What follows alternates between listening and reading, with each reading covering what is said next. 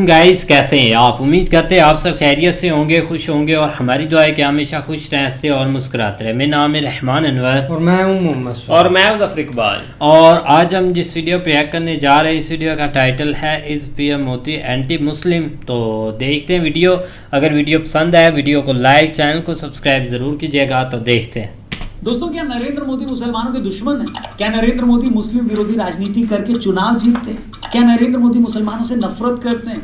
ये कुछ ऐसे इल्जाम हैं जो पिछले 20 सालों से देश की ऑपोजिशन पार्टियां नरेंद्र मोदी पर लगाती रहती हैं। पर हमने मोदी पर लगे इन इल्जामों का जब फैक्ट चेक किया तो हम सन्न रह गए। हमने पाया कि मोदी ने पिछले 10 सालों में मुसलमानों के लिए जितना काम किया है उतना आजाद हिंदुस्तान में किसी भी प्रधानमंत्री ने नहीं किया। और ये कोई कोरी लफ्फाजी नहीं है। हमने एक एक सरकारी स्कीम के आंकड़े निकाले हैं, उसका फायदा उठाने वालों की लिस्ट देखी है और हम ये देखकर हैरान रह गए कि मोदी सरकार के टाइम चलाई गई वेलफेयर स्कीम का सबसे ज्यादा फायदा मुसलमानों को हुआ है। आर्टिकल 370 को हटाने से लेकर ट्रिपल तलाक खत्म करने तक मोदी सरकार के जिन फैसलों को मुस्लिम विरोधी बताया गया उनका सबसे ज्यादा फायदा मुसलमानों को हुआ।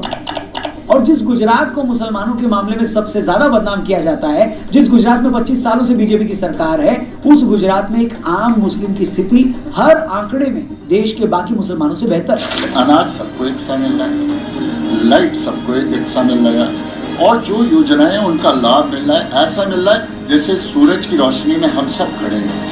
अब आप कहेंगे कि अगर ऐसा है तो खुद नरेंद्र मोदी पर एंटी मुस्लिम होने का ठप्पा कैसे लग गया? तो चलिए आज उसी ठप्पे पर बात करते हैं। क्या ये ठप्पा विपक्ष की साजिश है या खुद बीजेपी भी यही चाहती है कि उसे ऐसे ही देखा जाए ताकि चुनाव में इसका फायदा हो सके?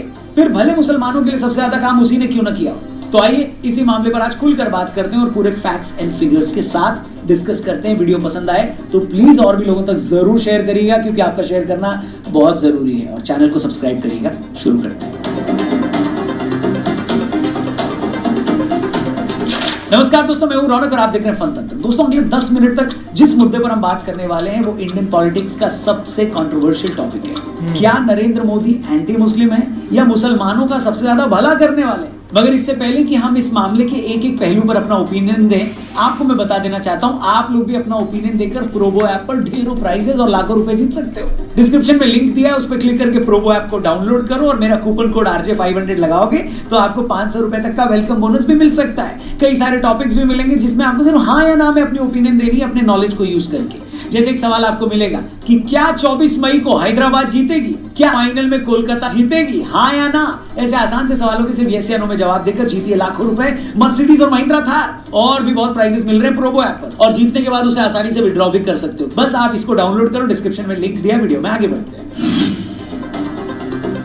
दोस्तों, लोकसभा इलेक्शन का प्रचार अपने लास्ट कुछ फेज में है। नरेंद्र मोदी ने पिछले एक हफ्ते अपने कई इंटरव्यूज में ये बात दोहराई है कि भैया मैं हिंदू मुस्लिम की पॉलिटिक्स नहीं करता, अगर ऐसा करना होगा तो मैं घर बैठ जाऊंगा। मैं तो बस उन लोगों की पोल खोलता हूं जो मुस्लिम अपीसमेंट की पॉलिटिक्स करके ऐसी बातें करते हैं जो हमारे संविधान के खिलाफ है। भारतीय जनता पार्टी कभी भी माइनॉरिटी के खिलाफ नहीं है, आज नहीं, कभी भी नहीं है। लेकिन हम वे लोग तुष्टीकरण के रास्ते पर चलते हैं, मैं संतुष्टिकरण के रास्ते पे चलता हूं।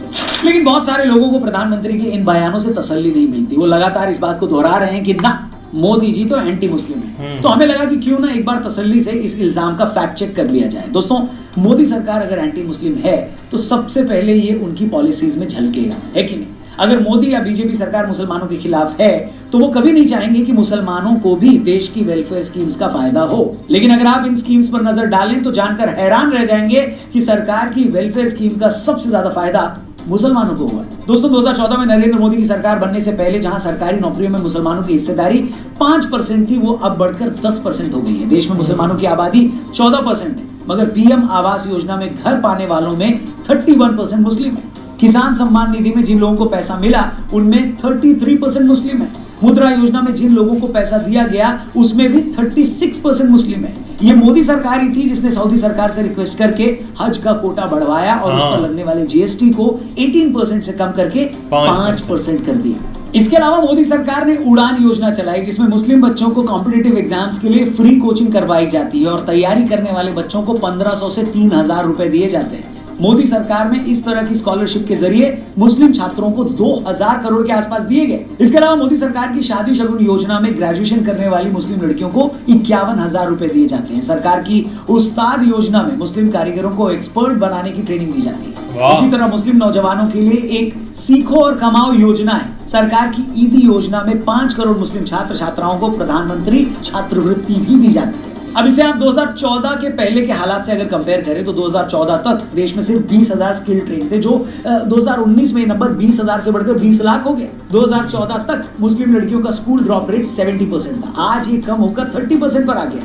2014 तक 3 करोड़ मुस्लिम बच्चों को स्कॉलरशिप मिली थी, इन सालों में ये बढ़कर 5 करोड़ हो गई है। और तो और वक्फ बोर्ड की 6 लाख से ज्यादा संपत्तियों के कागजातों का डिजिटाइजेशन भी मोदी सरकार के टाइम ही हुआ है। और जैसे कि मैंने कहा, अगर किसी सरकार का मकसद एक खास कम्युनिटी को टारगेट करना है तो उसके पास 1000 तरीके होते हैं कि कैसे वो पंचायत लेवल से ही अपनी मशीनरी के जरिए इन लोगों को योजनाओं का फायदा न उठाने दें, उसमें अड़ंगे अड़ाए। मैं आपसे ही पूछता हूं, जो लोग मोदी सरकार पर मुस्लिम विरोधी होने का इल्जाम लगाते हैं, क्या उन्होंने आज तक एक भी सबूत दिया कि मोदी सरकार जानबूझकर मुसलमानों को सरकारी स्कीमों का फायदा उठाने से रोक रही है? जैसा हमने अपने आंकड़े में बताया, हकीकत में इन वेलफेयर स्कीम्स का सबसे ज्यादा फायदा मुसलमानों को ही मिला है।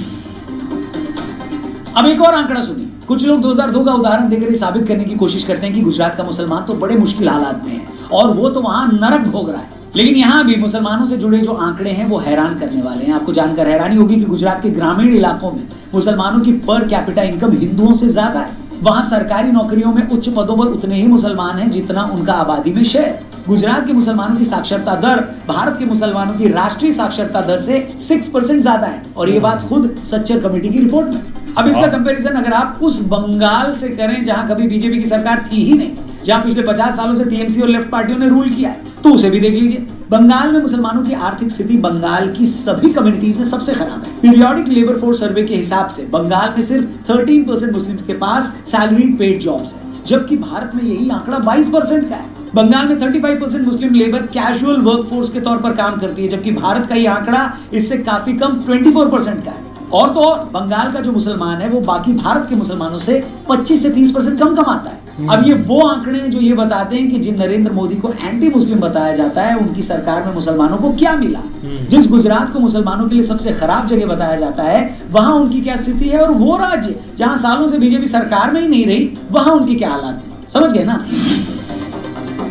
अभी तक हमने आपको बीजेपी या मोदी सरकार के उन फैसलों के बारे में बताया जिससे सीधे तौर पर मुसलमानों को फायदा हुआ। अब आपको मोदी सरकार के उन कदमों के बारे में बताते हैं जो अगेन उठाए तो मुसलमानों के फायदे के लिए गए, मगर खुद मुस्लिम कट्टरपंथियों ने इसका विरोध किया क्योंकि वो फैसले उनकी ताकत कमजोर कर रहे थे, ऐसा उन्हें लग रहा था।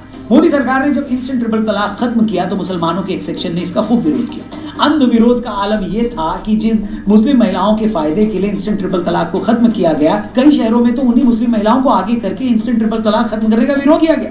दुनिया में 56 मुस्लिम देश हैं, ज्यादातर में सालों पहले ये खत्म हो चुका है। जब मोदी सरकार को लगा कि इससे बड़े पैमाने पर भारतीय मुस्लिम बहनों का शोषण हो रहा है तो इसे खत्म किया जाए, तो इसमें गलत क्या था। लेकिन इस फैसले को ऐसे प्रोजेक्ट किया गया जैसे मोदी सरकार मुसलमानों से उनकी पहचान छीन रही है। उसी तरह कश्मीर से जब आर्टिकल 370 हटाया गया तो कश्मीरी नेताओं ने मोदी पर इल्जाम लगाया कि मोदी कश्मीर को गाजा बनाना चाहते हैं। मगर आज ये सारी दुनिया के सामने है कि जैसे ही कश्मीर से आर्टिकल 370 हटा, अलगाववादियों को ठिकाने लगाया गया, उनकी फंडिंग को बंद किया गया, तो कश्मीर में हालात धीरे धीरे नॉर्मल हो गए।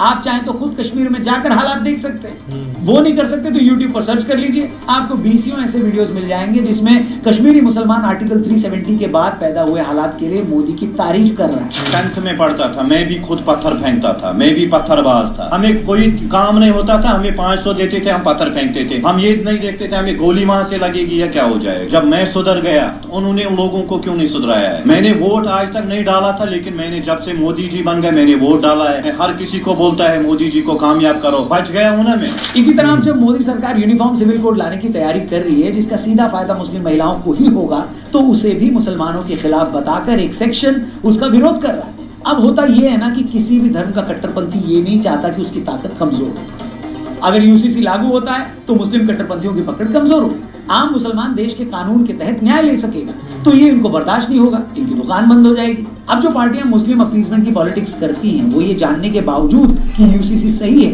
वो इन मुस्लिम कट्टरपंथियों के साथ खड़ी हो जाती है। वो भी ये चिल्लाने लगती है कि यूसीसी तो मुसलमानों के खिलाफ है। इससे ऐसा माहौल बनता है कि मोदी सरकार शायद कोई एंटी मुस्लिम कानून ला रही है। इसी तरह अगर भारत सरकार पाकिस्तान, बांग्लादेश और अफगानिस्तान में प्रताड़ित हो रहे माइनॉरिटीज के लिए CAA लाती है तो उसे ऐसे प्रोजेक्ट किया जाता है कि ये भारतीय मुसलमानों के खिलाफ है, जबकि उसका भारतीय मुसलमानों से कोई लेना देना ही नहीं है। ये कानून तो इन 3 मुस्लिम देशों में जातियां सह रही माइनॉरिटीज के लिए। मतलब कोई दवा देकर अगर आपकी बीमारी का इलाज कर रहा है और आप उल्टा यही कहें कि ना ना ना ना ना तुम तो दवा में जहर देकर मुझे मारना चाहते हो, तो फिर तो भैया अल्लाह ही मालिक है। और आज हो भी यही रहा है, बताइए।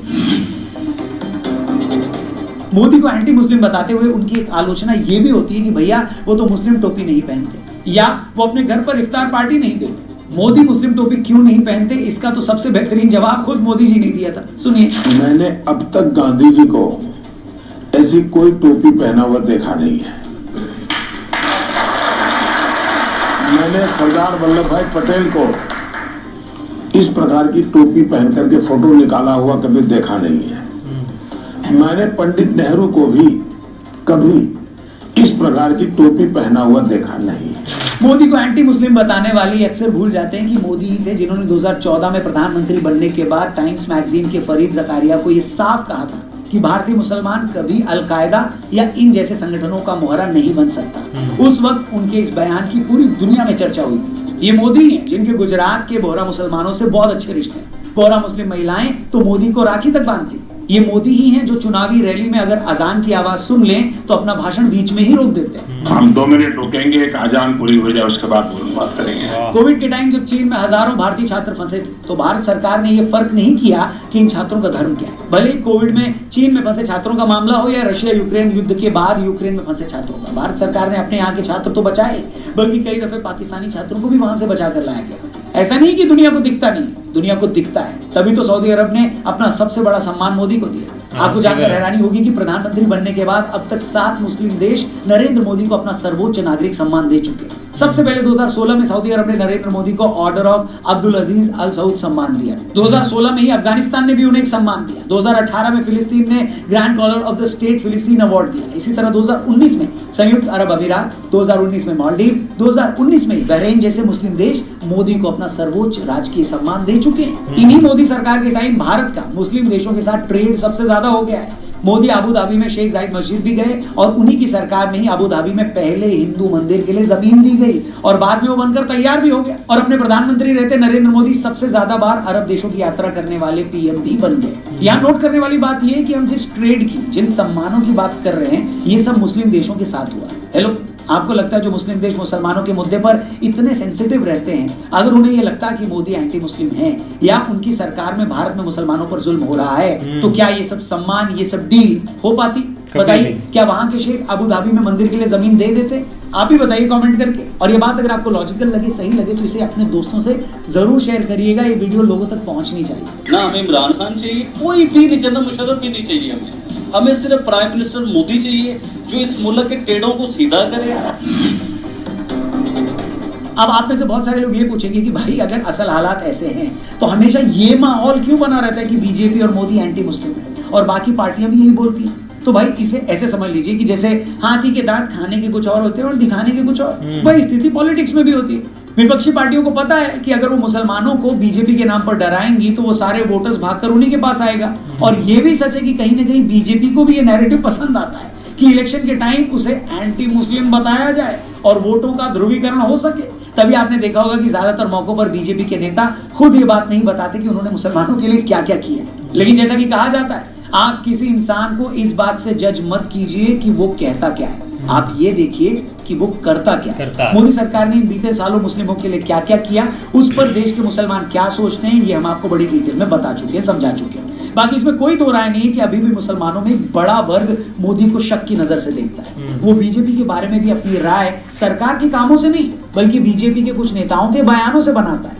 अगर इन वोटर्स को अपने नजरिए में बदलाव लाने की जरूरत है तो बीजेपी को भी ये समझने की जरूरत है कि अगर उसने वाकई 10 सालों में इतना काम किया है और ये काम जनता तक पहुंचा है तो उसे भी दबी जबान में ऐसी बातें बोलने की जरूरत नहीं है जिससे एक वर्ग में डर पैदा हो। ये तो ऐसा ही है कि जैसे आप एग्जाम के लिए पूरी तैयारी करके जाएं और साथ में नकल की पर्ची भी ले जाएं। अगर तैयारी पूरी है, सब कुछ आपको आता है, तो ऐसी चालाकियों से बीजेपी को भी बचना चाहिए। बाकी जो है वो सबके सामने।